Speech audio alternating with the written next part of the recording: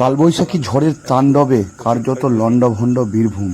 আমরা দেখতে পাচ্ছি একাধিক জায়গা থেকে খবর আসছে, কোথাও বাড়ির চাল উড়ে গেছে, কোথাও রাস্তায় গাছ ভেঙে পড়েছে, একাধিক জায়গাতে ক্ষতিগ্রস্ত মানুষজন।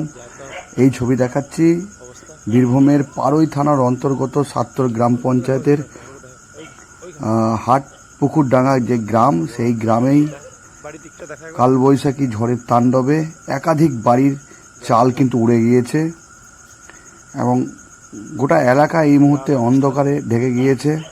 বিদ্যুতের খুঁটি পড়ে গিয়েছে, কারেন্টের তার ছিঁড়ে গিয়েছে। একাধিক জায়গাতে এই ছবি দেখা যাচ্ছে বীরভূম জেলা জুড়ে। এই ছবি কার্যত মাথায় হাত যারা মানুষজন রয়েছে।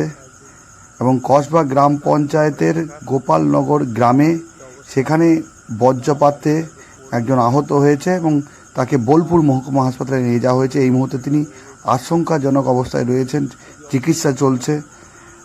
আবার এর আগে আমরা ছবি দেখিয়েছি ইলামবাজার ব্লকের নডাঙ্গাল গ্রামের পরপর 7টা বাড়ি কিন্তু যে টিনের চাল, খড়ের চাল, সেই চাল কিন্তু সম্পূর্ণভাবে উড়ে গিয়েছে।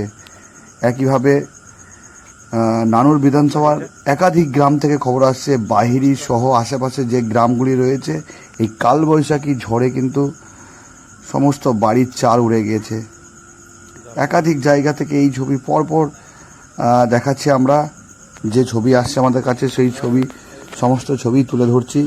এছাড়াও বোলপুর শহর, যেখানে বোলপুর শ্রীনিকেতন রাস্তা, শ্রীনিকেতন একদম পোস্ট অফিসের কাছে, সেখানেও একটি গাছ ভেঙে পড়েছে এবং দীর্ঘক্ষণ সেখানে রাস্তা বন্ধ ছিল, সেখানেও ব্যাপক ক্ষতি হয়েছে।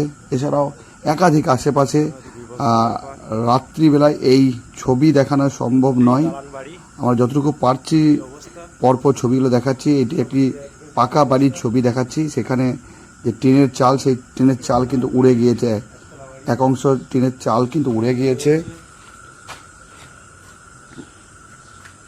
এই ছবি কিন্তু সর্বস্ব ইলামবাজার ব্লক, বোলপুর শ্রীনিকেতন ব্লক, নানুর ব্লকের একাধিক গ্রামের ছবি। এই ভয়াবহ পরিস্থিতি তৈরি হয়েছে কালবৈশাখীর ঝড়ে। কিছুক্ষণ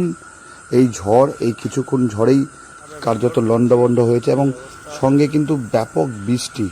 এই বৃষ্টি জেরে সবথেকে ভয়াবহ পরিস্থিতি তৈরি হয়েছে ইলামবাজার ব্লকের বিভিন্ন রাস্তা।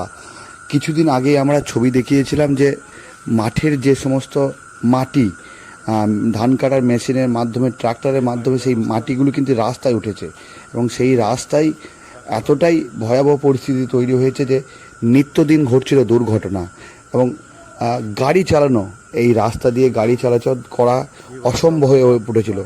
এই বৃষ্টি জেরে আরও ভয়াবহ পরিস্থিতি তৈরি হলো এই সমস্ত রাস্তাগুলিতে, যেগুলোতে মাটি জমে রয়েছে।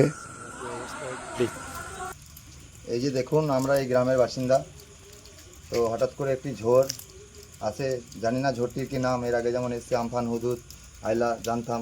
তো এই ঝড় এমন ঝড় এসছে যে একটা বাড়ি গিয়েছে, এখানে একটা বাড়ি গিয়েছে, এখানে একটা বাড়ি গিয়েছে, গাছ গিয়েছে, কারেন্টের ইলেকট্রিক পোল গিয়েছে, তারপর কারোর গরু চালা গিয়েছে, মানুষজন অনেক ক্ষয়ক্ষতি হয়ে গিয়েছে এবং মানুষজন কাল কোথায় থাকবে নিজেরা কিছু ভেবে উঠতে পারছে না এবং এদিকে ওদিকে দৌড়ে বেড়াচ্ছে এবং এত ঝড় বৃষ্টি মানুষের থাকার জায়গার খুব অভাব হয়ে গিয়েছে।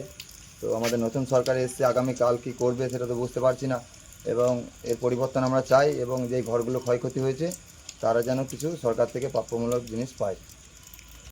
আজ ঝড় বৃষ্টিতে বহুত ক্ষয়ক্ষতি, মানুষ থাকার জায়গা নাই, গাছপালা ভেঙে, ধান নষ্ট, বাড়ি ঘর সব ভেঙে কোথায় কি থাকবে দেখি। তাই নতুন সরকার আমার জন্য কি ব্যবস্থা নেয় সেইটা আমরা আগামীকাল দেখব। কারেন্টের পোল টোল ভেঙে সাদিপুর হাটপুকুরডাঙ্গা গ্রামে মানুষজন থাকার জায়গা নাই, কি করব তাই চিন্তা ভাবনা করতে পারছি না আমরা।